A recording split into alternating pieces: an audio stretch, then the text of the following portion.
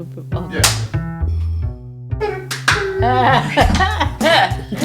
Okay.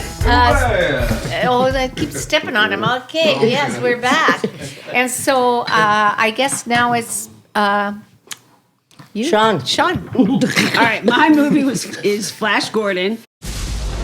What plaything can you offer me today? The planet Earth. What's happening? It's an attack. Pathetic earthlings! Who can save you now? Flash! They'll kill you! Let's all team up and fight him. Prepare for torture. I want him. Stop at nothing.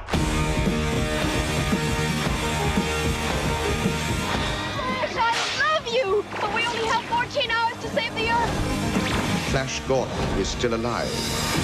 Gordon's alive?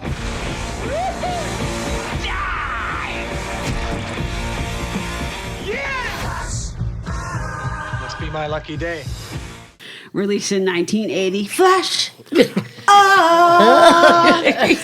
Directed by Mike It's in my Hodges, head now. based on characters by Alex Raymond. The screenplay was Lorenzo Sempi. And this is actually the 40th anniversary. This 2020, sorry, is the 40th anniversary. Oh, really? Of the movie, yes. So Sam J. Jones plays Flash Gordon. Melody Anderson plays Dale Arden. Max von... And those two didn't really do much after. No. They worked pretty regularly, but not really, not a whole lot. But Sam Gordon, Sam Gordon, was in the movie Ted as himself. He goes into movies like as himself, Right. like because He was at Ted. They were at a Comic-Con, That's right. and he was as himself. So obviously Max von Sydow, Sydow, everybody knows, English actor, Timothy Dalton, Swedish actor. sorry. He was Emperor Ming. Timothy Dalton was Prince Baron. And three that I just want to pick out was Peter Weingart. Yes. He's English, French, English actor though. Right. He played Clytus. And Marianne Giella Mulatto, who played Kala. Those were the two in the black, the woman and the man in the black and gold. Right. And Haim Topol was Dr. Hans Zarkov, the guy who shot the rocket up. Right. So if you just to kind of, if you ever want to do any kind of research, Peter Weingart has done, theater, just like thespian. He's old school. His first movie role or something was 1949. Wow. He's been in. He has done stuff. It's just interesting. He spent 4 years in a camp in World War II, held by the Japanese because his parents they did something moving around, and he got captured and spent 4 years in a camp. His background is just so interesting that. Just something to think about. And then the Marianja Malata, her background is interesting. And then Haim Topol, who is a Jewish Palestinian, and actor who lives there. And his background's kind of interesting as well. So anyway, just wanted to point that stuff out. So this movie is a football player and two others who accidentally or purposefully find themselves on planet Mongo under a ruler who plans to destroy Earth, and chaos ensues. This movie is so horrible. It is so cheesy. It is so over the top. You have to see it. It is a cult classic. This is one of the ones. This is like, oh my God, now I can't think of it. Step to the left and a step to the Rocky right. Horror Picture Thank you. Show. That was an excellent film. Yeah, I know. Well, it was. What movie are you talking about? Rocky Horror Picture Show. Right. But that's a cult classic. It was a horrible movie. This is a horrible movie. It was a great movie. It was a horrible movie. I love it, but it was a horrible movie. No. Yeah, this movie didn't do well. It had a $20 million budget. They made like 27 worldwide, so did not do well. There's also. I just wanted to point out that Star Wars, the first Star Wars came out in 1977, and The Empire Strikes Back came out in 1980, the same year as this movie. And you see the same kind of, the shots are bing, bing, bing, bing, in both, even though this movie, it is so dumb, it is so over the top, it is so the bad acting, so cheesy. This is one of those movies where you would do a parody on it. No, like white trash dinner, and watch the movie. Right. Like hot dogs on a stick. Like little pokey things and cheese it whiz on crackers. Like this movie it's so bad it's good. So I'm giving it a 2 because it's so bad, but a 9 because it is a cult classic, and you have to see it. Does that make it 7? I got to tell you, I pushed this movie to the end of the line because I thought, oh God, this is going to be a piece of shit. But I got to tell you, it wasn't bad. I mean, I thought he was a superhero, and when I found out he was a football player, I was like, who the fuck ever thought I'd put a football player in there? I mean, a wrestler I could see. But I expected a superhero, so he kind of was the all-American. I've never seen a football player look like him. You know what I mean?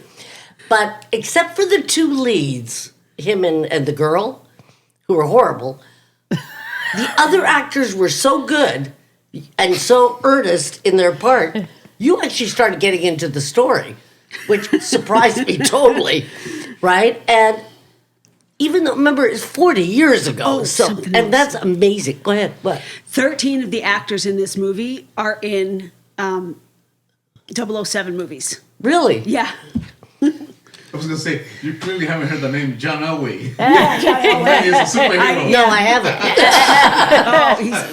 But I thought the costumes are great, and over the years, I've seen many movies that have copied those costumes. They were ahead of their time. It was a little too long because when did I leave? A minute before it ended? Yeah. I'd had it. That was like, okay, I'm done. It was too long. If they compacted it, it would have been better. But that it held my interest, and I have an interest of like a 5-year-old. That was pretty good. So that's what I thought of it.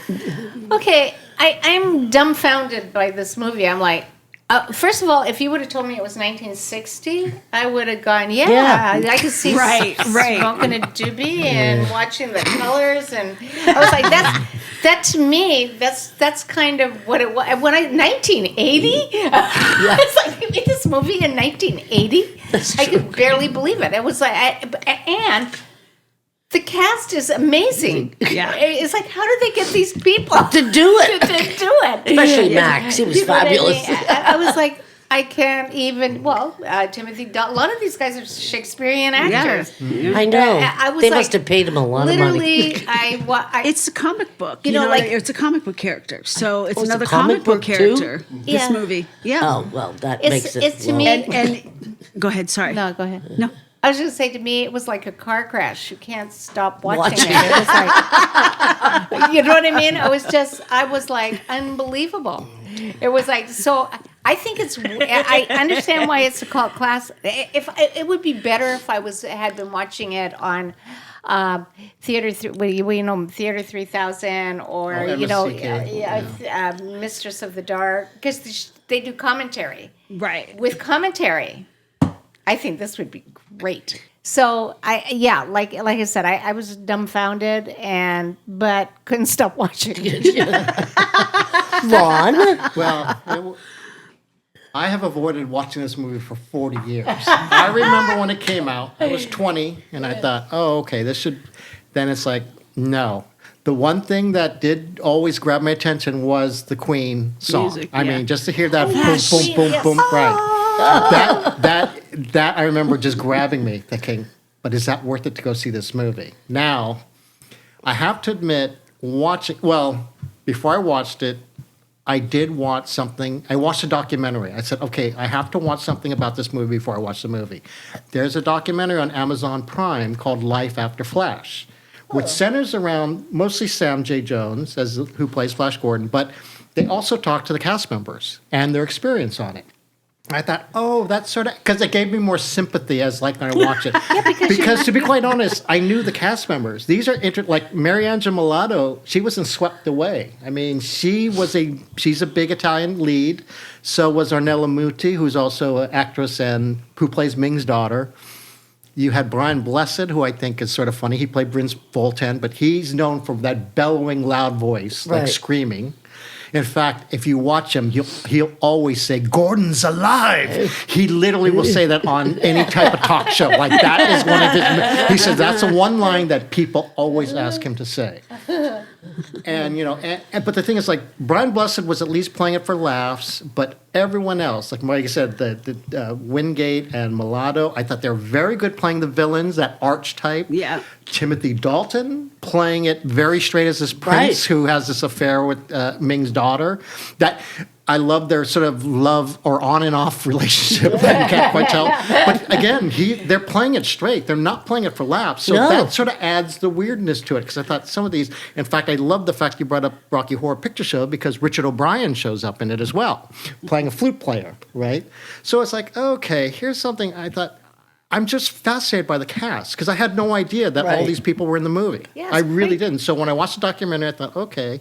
And like I said, Topol, the lead in Fiddler on the Roof. I mean, this is a known actor. I thought it was funny, though, because I do remember Topol being like in a 007. So when you mentioned that, I thought, oh, you're right. Now I do remember all these other actors. There were some serious actors in this. But it is definitely a Dino de Laurentiis movie. I mean, this is the production because one thing I have to give it is, you're right, even as cheesy as you want to call the movie as a whole, the costuming and the art direction, set direction, they really do evoke sort of a comic book feel. So that you get right away. It is sort of how cheap the effects were, because I thought Dino de Laurentiis was always about the special effects, right? And I thought, these look like the kind of special effects you saw like on the TV series Battlestar Galactica. They weren't really good, right? But then I thought, maybe he spent the movie basically on the cast. First of all, want to get the cast, the look, and everything. But watching this movie, I had to turn it off twice. It took me 3 sittings to get through all of it, right? But did you like it, Ron?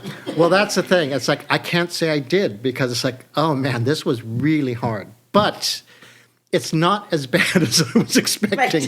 Because like I said, there's always something that draws me in, and usually has to do with the weird.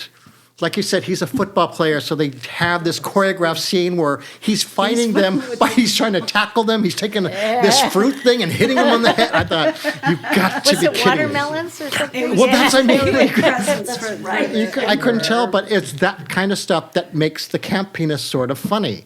But there are genuine, like, thrills. But, for example, I found this movie more entertaining than Wonder Woman because of its weirdness. The fact that it was like, wow, and this was 40 years ago, and this is just, it was just so bizarre, which is, again, I'm sure why it's a cult film. That I know some people, this is probably their favorite movie in the world.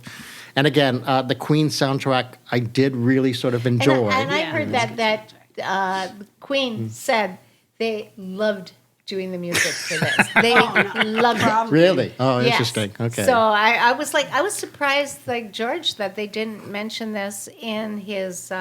Basically in their Queen. Well, I think it was De Laurentiis who, when someone suggested Queen for the soundtrack, he's like, "Who are the Queens?" He didn't know who the Queen. Oh my God! It's a perfect name. Even like, if it wasn't Queen, it was like the Queen should do this. It was so camp.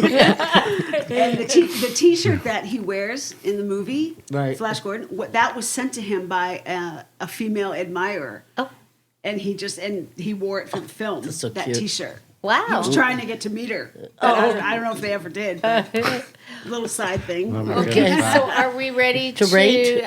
Rate? I think, Patty, you started. Okay, Flash Gordon, 1940. I mean, it seems like 1940. It should have been. I'm going to give it a 5.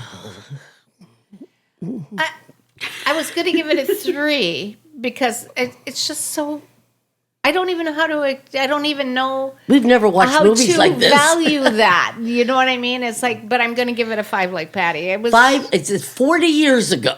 Well, 40 years is not that long ago. What I mean about it, if this was 60s, I get it. I get it. Yeah, I thought it was from the 60s too. I did. You know what I mean? Yeah. It's like the colors. That had like a real Barbarella feel. Yeah, when you exactly. think about it. Yeah. Yes. Okay, go ahead. I give it a 4. I have a 2 and then a 9. 9. That's So 2 because it is so fucking bad, and then a 9 because it's a cult classic. Yes, okay. it is. There we go. There we go. George? What she said.